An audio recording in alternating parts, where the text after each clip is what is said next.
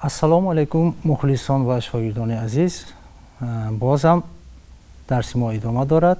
яъне дарси гузашта мо дар бораи сабкҳои дутор, сабкҳои устодон ҳарф зада будем ва он сабкҳое ки ман ба шумо нишон додам, аз ин сабкҳо ман дар ҳаётам, дар фаъолияти худам аз ин сабкҳо ҳама вақт истифода мебурдам ва аз ин устодон баъзешон бо тариқи сабк гӯш карда ин сабкро омӯхтам, аз баъзеашон рафта дар пеши устодон дарс омӯхтам. Барои ҳамин дар сабкҳо ман боз сабки дигарро барои шумо гуфтанӣ ҳастам. ин сабки иҷроиши Шӯҳрат Разоқов, яке аз намояндаи худи ҳавзаи Хоразм. Дар Хоразм аз қадим дутор бисёр машҳур буд дар байни мардум. алон ҳатто мақомҳои дутор доранд дар Хоразм ва устодони хеле машҳурам гузаштанд, монанди масалан Нурмуҳаммад Болтаев ва Юсуфҷон Ҷабборов. ино устодони асри 18 тақрибан асри 18 дар Хоразм фаъолият карданд ва дар дутор мақомҳои дутор яъне иҷро карданд ва оҳангҳои халқӣ ва классикӣ иҷро карданд. алон камтар барои шумо нишон медиҳам. як муддат аз Шӯҳрат Разоқов камтар дарс гирифта будам. дар ин ҷо бисёртар се ангушт ва бо ҳамаи ангуштон яъне ангуштзарбҳои дутор дида мешавад.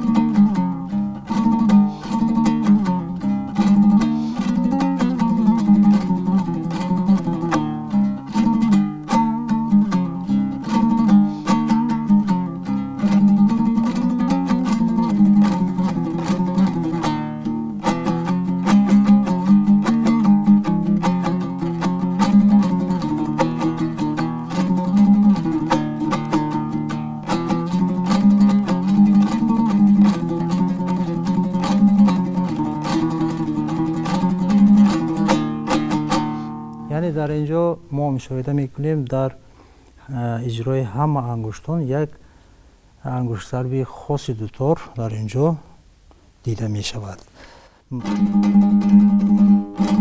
агар аз чорум ангушт сар кунем 3 та мешавад ва бо ин 4 та аз ин сар кунем 5 та мешавад. яъне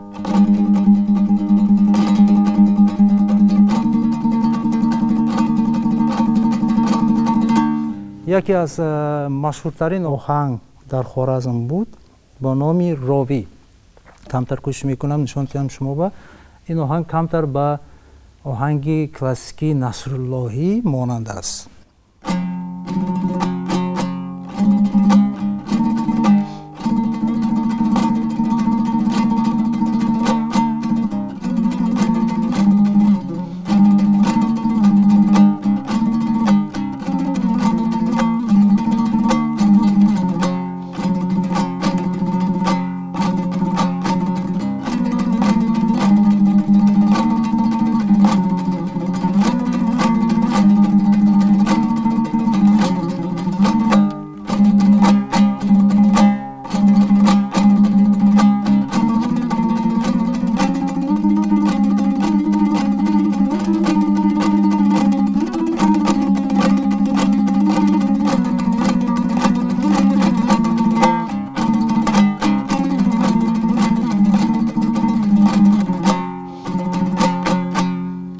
яъне дар ин ҷо чӣ ки мебинед дар иштироки ҳамин ҳамаи ангуштон як ангуштзарб яъне штрихи хоси як ҳамон Хоразм дида мешавад. дар дасти чапам ҳамон миянҳои нолаҳои дутор истифода бурда мешавад.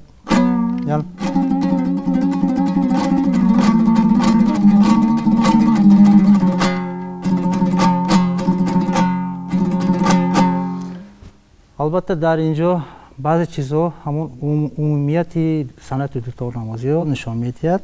анамин нолаҳо, баъзе миянҳо дар ҳамаи мактабҳои пештара амал мекард ва бо ангушзарбон ва ҳамон усулҳо, яъне ритмикаи мусиқӣ кати ҳар як минтақа бо мусиқии худаш яъне фарқ мекард. албатта шумо маълум аст ки мусиқӣ мисли забон, мисли масалан лаҳҷаи ҳар як минтақа ба худ як нозикиҳои худ яъне фарқ мекунад. масалан як забонро масалан дар ҳар як минтақа ҳар гуна истифода мебаранд. яъне як дуторроям метавонем дар минтақаҳо тақсим кунем. дар он ҷо бо мусиқӣ, бо табиати худ, бо таъсири муҳити худ, яъне ҳар як кишвар мусиқии кишвар яъне ташаккул ёфтааст.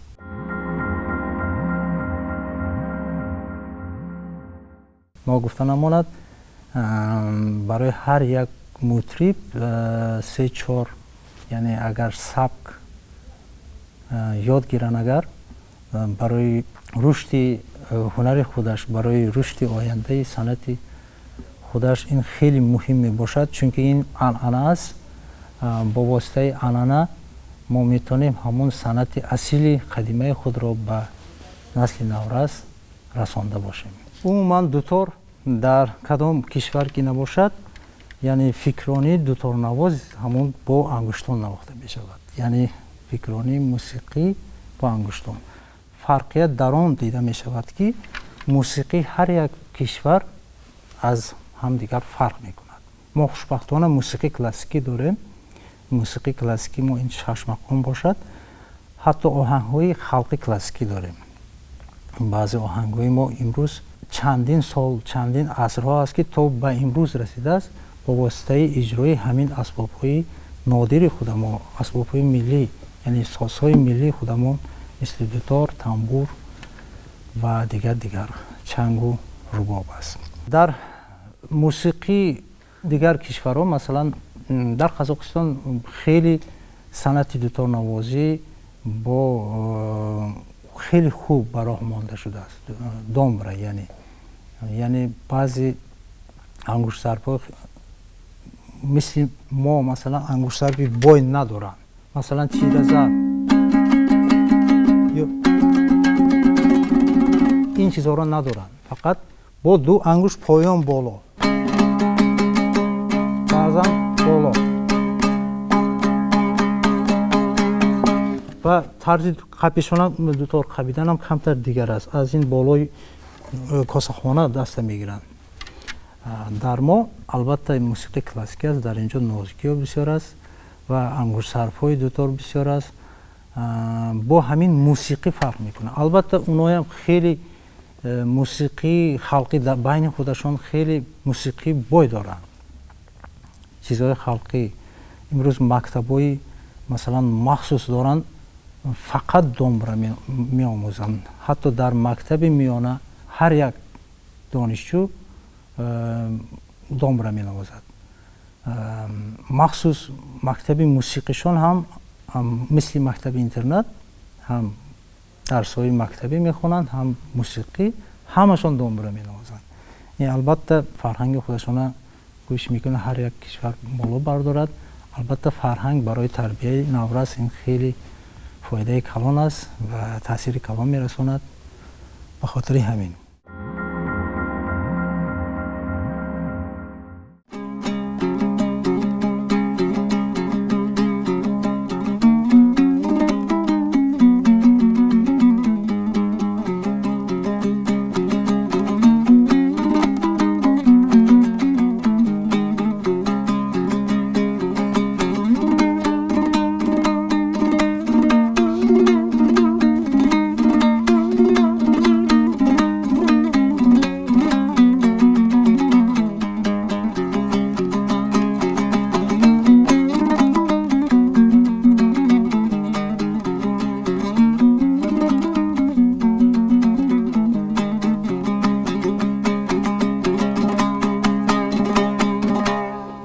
این آهنگ رو از ثبت استاد محمد جان مومین فاقمختم. استاد آهنگ کوهستانی.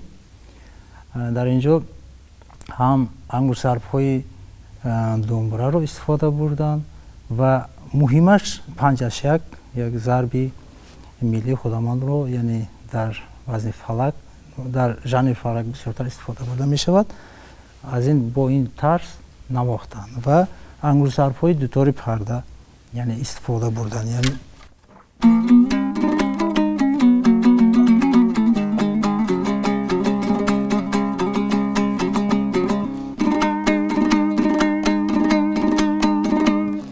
بعضی چیزها رو هست که مثلا در اجرای استاد بار اول دیده می شود. بعضی چیزهای همون آهنگ‌های کوهستانی رو استاد آهنگ‌ها در دنبره اجرا کرده می شود، در دوتار اجرا کردن با انگشت‌های دوتار بازم بایتر گردانید. با این مانند دیگر اثرها هم هست. مثلا همه اثرهایی که در دنبره نواخته می شود در دوتار پرده هم نواخته می شود. در دوتار پرده بعضی اثرهایی مثلا اوجش کوتاه هست، بعضی آهنگ‌ها همش در دنبره هم نواخته می شود. عموما ما خوشبختانه دو نوع دوتار داریم و رشد دادن این هر یکی آن وظیفه ما است. کوشش میکنیم که همین هر یک سازی ملی ما با این سازها ما موسیقی بوی خودمان را به جهانیان نشان داده باشیم. سلامت باشید تا درس‌های آینده.